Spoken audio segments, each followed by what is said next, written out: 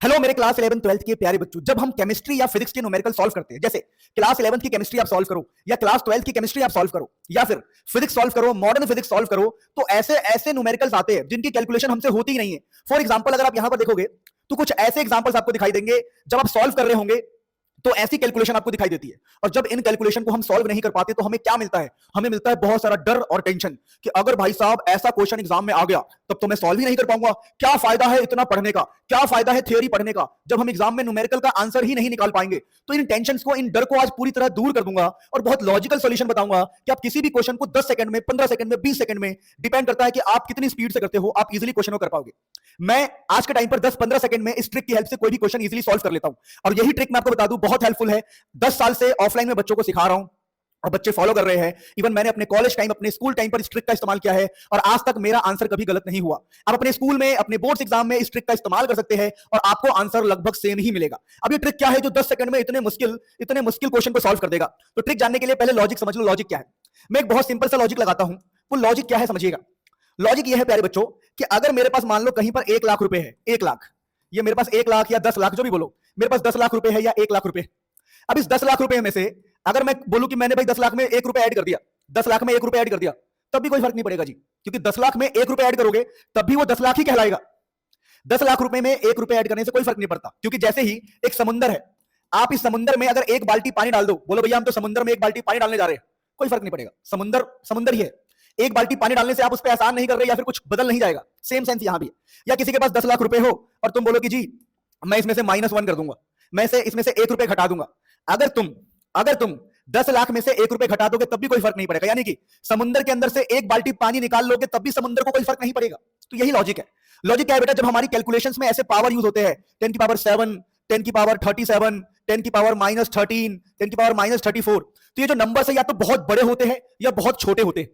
तो बहुत बड़े और बहुत छोटे नंबर में हम कुछ आगे पीछे खुद से कर सकते हैं। सर मुझे समझ नहीं आया, मैं आपको समझाने का प्रयास करता हूं। सपोज करो ये क्वेश्चन है मेरे पास। अब इस क्वेश्चन को सॉल्व करने के लिए एक तरीका है रियल तरीका। रियल मेथड को फॉलो करने जाओगे तो पागल हो जाओगे।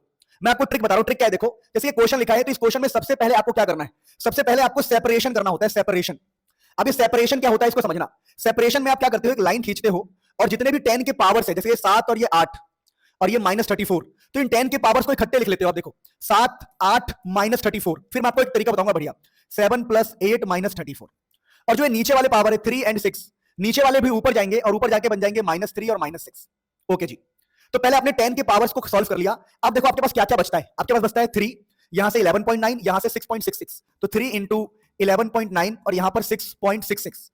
आपका स्टेप ये होगा कि देखो ये जो 7, 8 और -34 है आपने ऐड कर लिया, और जो नीचे वाला 3 है, नीचे वाला 3 जाके ऊपर माइनस हो जाएगा और जो नीचे वाला 6 है ऊपर जाके माइनस हो जाएगा। तो ऊपर जाके ये -3 और ये -6 हो गया। तो हमने पहले सेपरेशन कर लिया। तो स्टेप नंबर 1 होता है कि आप चीजों को सेपरेट कर लो। अब देखो मैं आपको समझा रहा हूं इसलिए मुझे टाइम लग रहा है, ना मैं मन के अंदर ही कर देता कि 8, 7, 15 है, 15 में से 34 गए तो इतना हुआ, फिर ऐसे मैं दिमाग में कर लेता हूं। ठीक, अब सुनो, अब नीचे क्या बचा? 12 × 7। जब आप इतना काम कर लेते हो तो अब आपको खेलना है खेल। क्या खेलना है कि आपको आइडिया लग गया कि ये जो 10 की पावर से या तो बहुत बड़े नंबर देगा या बहुत छोटा नंबर हमें देगा। तो ये वाली बात है कि अब करना क्या है? करना ये है, जैसे आपको ये 7 दिख रहा होगा और मेरे को ये दिख रहा है यहां पर 6.66, तो मैं दिमाग लगा सकता हूं। क्या दिमाग लगा सकता हूं? देखो मैं ये दिमाग लगा सकता हूं कि 7 और 6.66 को उड़ा दूंगा। मैं यहां पर अप्रोक्सीमेट मेथड यूज करूंगा, लेकिन एग्जाम में आप काट के मत दिखाओ। ये स्कूल एग्जाम के लिए बहुत गजब है। अगर आप जेई का एग्जाम दोगे तो आपको अप्रोक्सीमेट आंसर मिलेगा और दिमाग लगा के आपको टिक मारना पड़ेगा, लेकिन आप स्कूल और बोर्ड्स के एग्जाम के लिए बिल्कुल ही गजब है, बिल्कुल मजा आ जाता है। तो देखो ये 7 और 6.6 है, तो मन के अंदर मैं काटूंगा, मन के अंदर बता रहा हूं मैं दोबारा। तो 7 और 6.66 को मैं उड़ा दूंगा। अब मुझे यहां पर 11.9 दिख रहा है और यहां पर मुझे 12 दिख रहा है, तो मैं आंख बंद करके इसको भी उड़ा दूंगा। अब यहां पर मेरा आंसर देखिए कितना आसानी से आ रहा है कि मेरे पास यहां 3 है, ये 3 और इंटू में क्या है? ये देखो ये 8 और 7, चलो इसको सॉल्व करते हैं। तो 6, 3, 9 और ये 34, 34, 9, 45 हो गया जी। तो -45 और ये 8, 7, 15, तो 30, 10 की पावर -30 के आसपास आ रहा है। अब देखो मेरी बात सुनो, मेरा आंसर ये है। मान लो किसी बच्चे ने सॉल्व किया, और उसका आंसर ऐसा है। ये तो मेरा आंसर है जिसको मैं यहां पे लिख दूंगा अप्रोक्सीमेट लिख दूंगा, अप्रोक्सीमेट। अब मैं आपको बता रहा हूं कि मेरा आंसर एग्जाम में क्यों सही माना जाएगा। मान लो किसी बच्चे ने पूरा सॉल्व किया होता बढ़िया से और उसका आंसर यहां पर कुछ ऐसा आ जाता, मान लो कि 2 × 10 की पावर -30, या मान लो किसी और ने सॉल्व किया होता और उसका आंसर ऐसा आता करीबन कि 3.4 × 10 की पावर -29, या मान लो किसी और ने सॉल्व किया होता और उसका आंसर कुछ ऐसा आता कि 8 × 10 की पावर -31, ऐसा कुछ आता। ये है मेरा आंसर, ये है जो मेरा आंसर जो मैंने निकाला। लेकिन किसी का आंसर ये आता या किसी का आंसर ये आए या किसी का आंसर ये आए, मैं आपको क्लियरली बता दूं, ये सारी वैल्यूज ये सारी वैल्यूज सही मानी जाती है अप्रोक्सीमेटली। क्योंकि आप समझो मैं आपसे बोलूं कि कोई गरीब आदमी है, देखो ये छोटी वैल्यूज है, -30, -30, -29, -31, ये सब एक आसपास की वैल्यू है। जैसे मैं एग्जांपल देता हूं आपको, देखो मान लो किसी ने लिखा 3 इंटू 10 की पावर, समझ रहा है, 3 इंटू 10 की पावर -7, तो इसका मतलब क्या होगा, देखो 0.00000007। और किसी ने ऐसा लिख दिया मान लो 4 इंटू 10 की पावर -7, तो इसका क्या मतलब होगा, इसका मतलब होगा 0.0000000004। सॉरी, यहां पर 3 आएगा ना, 3 इंटू 10 की पावर -7 का मतलब होगा 0.0003, और हमारा 4 इंटू 10 की पावर -7 का मतलब होगा 0.0004। अब ये वैल्यू भी ऑलमोस्ट जीरो के बराबर है, और ये वाली वैल्यू भी ऑलमोस्ट जीरो के बराबर है। यानी कि 3 इंटू 10 की पावर -7 और 4 इंटू 10 की पावर -7 में कोई फर्क नहीं है। इस बात को लॉजिकली सोचो, यानी अप्रोक्सीमेट ये दोनों आंसर बराबर ही होंगे। उसी सेंस से अगर आप इस ट्रिक का इस्तेमाल करके अपना आंसर निकालते हो तो उसके आसपास के सारे आंसर ही सही माने जाते हैं।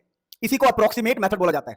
तो स्कूल और बोर्ड्स एग्जाम के लिए परफेक्ट है। नीट में अगर आंसर बहुत क्लोज है तो आप इस मेथड का यूज नहीं कर पाओगे, लेकिन उन क्वेश्चन में इस्तेमाल कर पाओगे जिनके आंसर्स में गैप होता है। जैसे समझ पा रहे मेरी बात को? तो स्कूल और बोर्ड्स एग्जाम के लिए मेथड परफेक्ट है। प्लीज अगर मेरी वीडियो आपको पसंद आ रही है तो प्लीज लाइक, हाई, सब्सक्राइब जरूर करना, और भी बहुत सारे ट्रिक आपके लिए लेके आऊंगा। Love you all.